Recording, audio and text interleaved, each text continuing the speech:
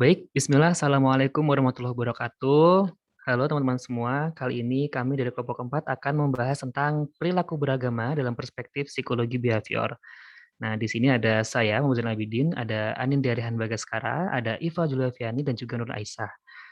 Baik, next slide, Mas. Oke, silakan Kak, dilanjut. Oke, yang pertama yang akan kita bahas yaitu ada perilaku beragama. Nah, perilaku beragama ini sebelum kita pada definisinya, kita jabarkan terlebih dahulu apa itu perilaku dan juga agama. Nah, yang pertama yaitu ada perilaku. Pastinya kita sudah tidak asing lagi ya dengan istilah perilaku. Di sini ada dari salah satu ahli psikologi yaitu Skinner menyatakan bahwa perilaku itu merupakan sebuah reaksi atau respon dari individu terhadap stimulus dari luar. Nah, selain tadi dari Skinner, ada juga dari Bohar Soeharto yang menyatakan bahwa perilaku itu merupakan hasil proses belajar mengajar yang diakibatkan oleh adanya interaksi diri individu dengan lingkungan yang ada di sekitarnya. Nah, kemudian perilaku ini itu memiliki kaitannya dengan sesuatu perbuatan manusia yang dimana di dalamnya itu mempunyai penilaian sebagai bentuk akibat dari perbuatan. Kemudian ada sebuah teori yang menyatakan bahwa perilaku itu berasal dari dua kemungkinan. Yang pertama yaitu perilaku yang diperoleh dari keturunan. Di sini dalam bentuk keturunan itu adalah insting biologis. Dan yang kedua yaitu perilaku yang berasal dari proses hasil pengalaman selama kehidupan dari setiap individunya. Individu itu dalam melakukan suatu tindakan itu kan pasti didasarkan pada pengalamannya, pemahamannya, serta persepsi dan juga penafsirannya. Itu semua dilihat dari situasi dan juga objek stimulus yang dihadapi oleh setiap individunya. Nah, selain tadi, perilaku individu juga dapat dipengaruhi oleh nilai dan juga norma yang dianut oleh individu tersebut. Nah, tadi kan sudah penjelasan mengenai perilaku. Nah, selanjutnya ada agama. Nah, pada hakikatnya, agama itu merupakan suatu proses sosialisasi yang dimana di dalamnya itu terdapat transmisi keilmuan, sikap, dan juga perilaku. Tentunya dengan standar yang terdapat di dalam ajarannya. Selain itu, agama juga itu dapat diartikan sebagai sebuah aturan atau tatanan yang berguna untuk mencegah kekacauan dalam kehidupan manusia. Jadi adanya agama itu guna untuk mengatur kehidupan manusia gitu. Di sini ada menurut perspektif psikologi. Nah, menurut perspektif psikologi, agama itu dijelaskan bahwasannya agama adalah sebuah bentuk-bentuk institusional yang ditafsirkan menjadi dua bagian, yaitu agama secara formal yang di sini sebagai bentuk kebiasaan dan juga agama yang diimaninya atau keterlibatan secara sadar. Nah, realisasi dari agama yang dianut oleh setiap individu itu beragam ya. Di sini tuh individu dapat melahirkan beragam perilaku horizontal maupun vertikal. Nah, agama juga itu pada dasarnya dilahirkan dan juga timbul dari dalam jiwa setiap manusia. Nah, di sini praktik agama setiap individu itu pasti beda-beda. Misalnya dari ibadahnya, keyakinannya, dan yang lainnya. Nah, setelah tadi penjelasan mengenai perilaku dan juga agama, selanjutnya kita beralih pada perilaku beragama. Nah, di sini perilaku beragama itu dapat didefinisikan sebagai ungkapan bagaimana manusia dalam pengondisian belajar menjalani kehidupannya. yang dimana di sini itu dikuasai oleh hukum ganjaran untuk setiap perbuatan baik serta hukuman bagi setiap perbuatan yang dinilai tidak baik. Setiap individu itu dalam menjalankan atau memeluk agama pasti berpangkal pada kepercayaannya terhadap Tuhan yang Maha Esa atau Tuhan yang dipercaya oleh setiap individu. Di mana kemudian itu setelah individu yakin dan percaya ataupun mengimani, individu itu kan akan mencerminkan perilaku yang yang sama atau setara dengan ajaran-ajaran yang telah diajarkan di setiap agamanya. Di sini ada menurut Ahmad Alim, perilaku beragama itu merupakan suatu bentuk tanggapan atau reaksi individu yang nyata atau dapat kita lihat gitu sebagai akibat dari akumulasi pengalaman, pemahaman, dan yang lainnya. Nah, pengalaman tersebut itu menjadi sebuah respon yang diterimanya, yang dimana diwujudkan ke dalam bentuk ibadah keseharian.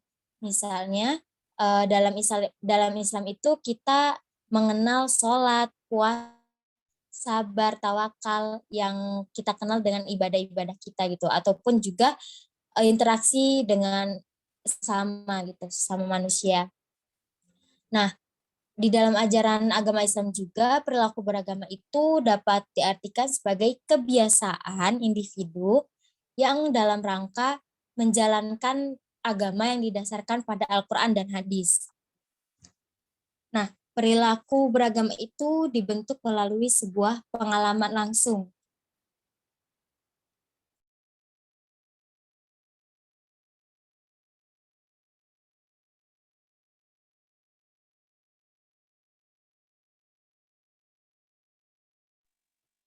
Tadi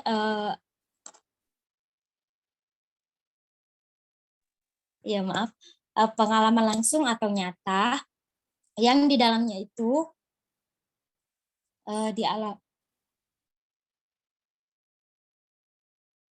dialami oleh setiap individu yang dimana berhubungan dengan lingkungan serta sosialnya.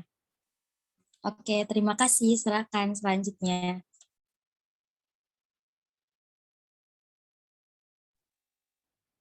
Baik, bahasan selanjutnya yaitu mengenai psikologi behaviorisme.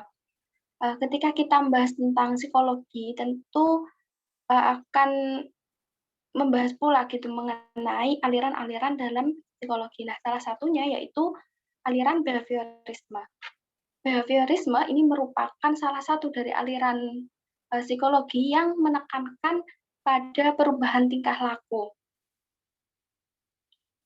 Pada aliran ini itu menganggap bahwa manusia itu terlahir dalam keadaan atau dalam kondisi yang kosong ataupun netral. Nah, lingkungan di sekitarnya lah yang memengaruhi bagaimana seseorang tersebut itu membentuk atau memunculkan tingkah laku tertentu. Dalam aliran ini itu meyakini bahwa perilaku manusia itu tidak lebih dari respon terhadap stimulus yang ia terima. Nah, respon-respon yang ditampilkan oleh seseorang tersebut itu juga dipengaruhi oleh adanya penguatan atau reinforcement yang diterima oleh seseorang tersebut dari lingkungan di sekitarnya. Aliran behaviorisme ini juga membahas mengenai perilaku di mana terutama proses terjadinya dan bagaimana caranya perilaku tersebut itu dapat menetap. Menurut Dahar menyebutkan bahwa belajar itu diartikan sebagai perubahan tingkah laku yang dapat diamati secara langsung dan juga terjadi dengan adanya atau berdasarkan hubungan stimulus-stimulus dan juga respon yang ada.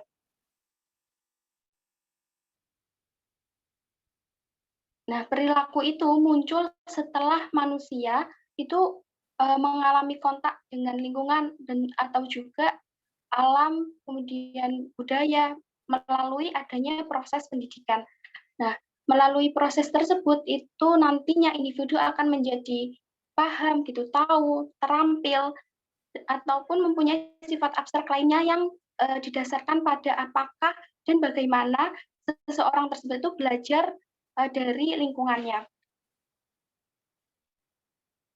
Baik, bahasan selanjutnya akan disampaikan oleh rekan saya.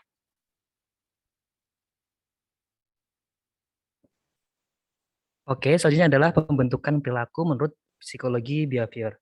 Nah, kalau kita bicara tentang psikologi behavior, maka pembentukan perilaku itu disebabkan oleh adanya stimulus atau rangsangan dari luar atau lingkungan.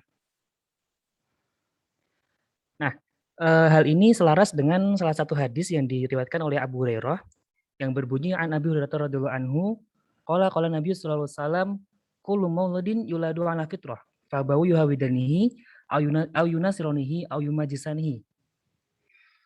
Dari Abu Hurairah radhiyallahu anhu berkata, Rasulullah itu bersabda, seluruh manusia dilahirkan dalam keadaan fitrah atau suci. Kemudian kedua orang tuanya lah yang menjadikan sebagaimana dia menjadi Yahudi, Nasrani, atau Majusi. Nah, dari hadis tersebut kita bisa ngambil nih, kalau dalam ajaran Islam bahwasanya setiap manusia lahir dalam keadaan suci seperti kertas putih. Nah, kenapa sih manusia itu bisa memiliki perilaku yang beraneka ragam? Ya karena mereka dipengaruhi oleh lingkungan luar atau stimulus dari lingkungan. Kalau kita berbicara tentang pembentukan perilaku menurut psikologi behavior, kita akan menyinggung yang namanya pengkondisian klasik atau mungkin conditioning klasikal dan juga pengkondisian operan atau mungkin conditioning operan. Oke, yang pertama pengkondisian klasik. Nah, teori ini dipelopori oleh Ivan Pavlov, ya teori yang penelitian, percobaan yang pernah dilakukan yaitu kepada anjing yang selalu mengeluarkan air liur saat dia diberikan makanan atau diberikan tulang. Nah, pada awalnya stimulus yang diberikan oleh Pavlov ini hanya berupa tiupan fluid atau dipanggil saja tanpa ada makanan.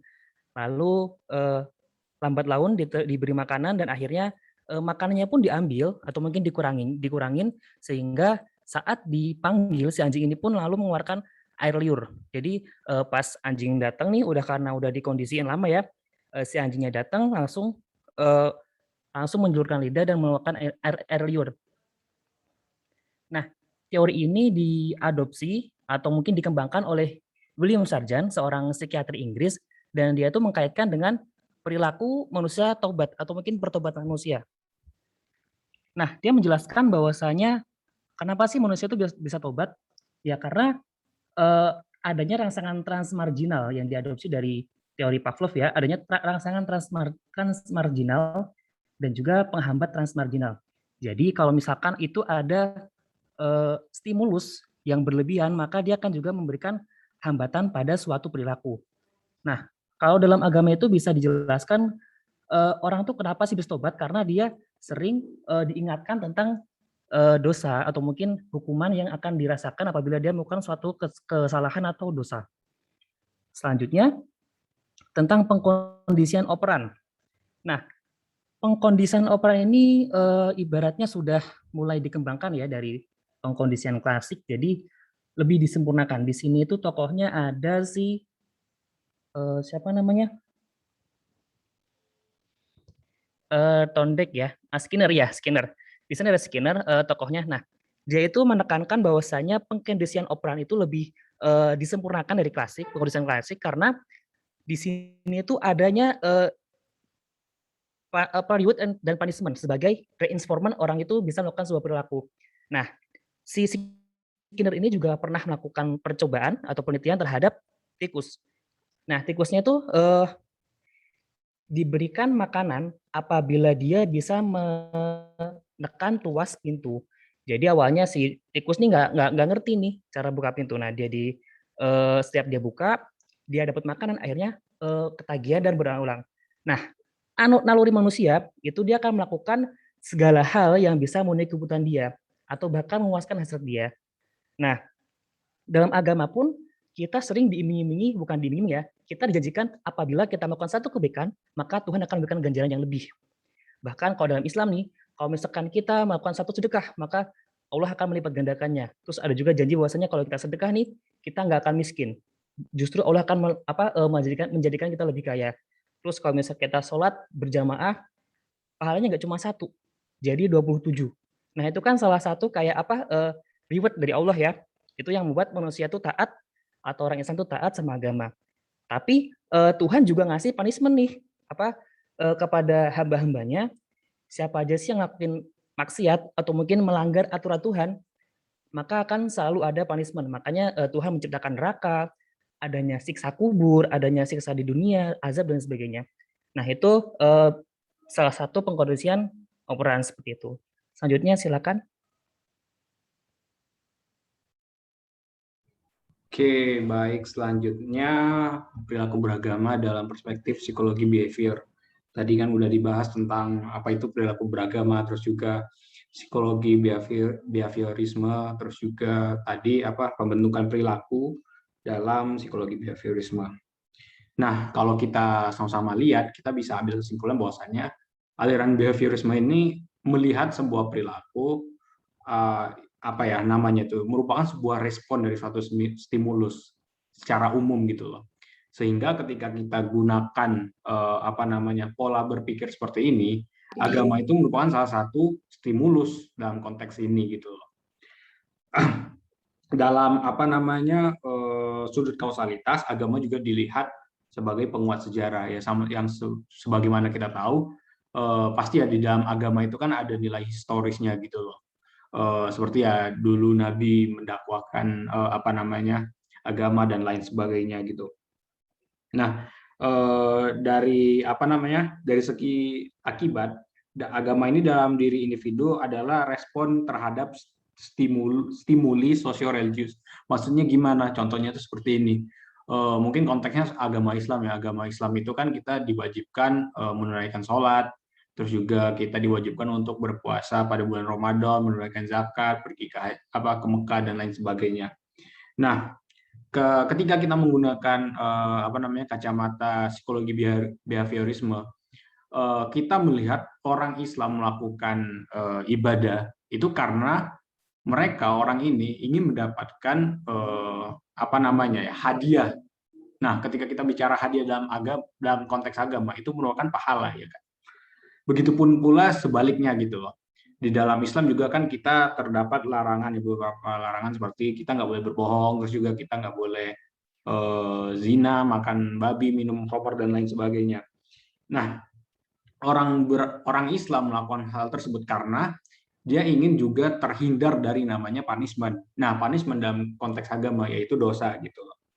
Nah, gitu. Kalau untuk pola pikir perilaku beragama dalam perspektif psikologi behavior itu seperti itu gitu. Akan tetapi kalau semisalnya pola berpikir ini dalam titik yang begitu ekstrim itu perilaku manusia itu hanya terlihat sebagai menjalankan sistem sebab dan akibat gitu loh, sehingga tidak ada makna lagi dalam hidup. Istilahnya tuh manusia itu menyembah Tuhan atau menyembah Allah kalau di Islam itu karena ya cuma semata-mata pengen pahala doang gitu, tidak melihat makna dari ibadahnya gitu loh. Semisal kan kalau ya misal contoh orang sholat mungkin kalau misalnya dia memiliki pola pikir yang seperti ini cuma melihat ya karena dia pengen pengen dapat pahala doang gitu loh. Tapi kan kalau misalnya kita maknai secara mendalam di dalam sholat itu kan melatih kedisiplinan juga gitu loh. Banyak nilai-nilai kehidupan yang kita bisa ambil dalam dalam ibadah sholat gitu.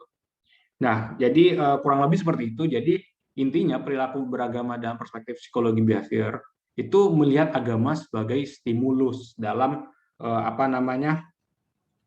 dalam membuat manusia itu melakukan sebuah perilakunya. Jadi kurang lebih seperti itu. Saya akan kembalikan ke rekan saya. Baik, terima kasih teman-teman atas paparannya. Bagi teman-teman yang lain apabila ada pertanyaan bisa disampaikan via grup WA. Sekian dari Kelompok Keempat. Wassalamualaikum warahmatullahi wabarakatuh.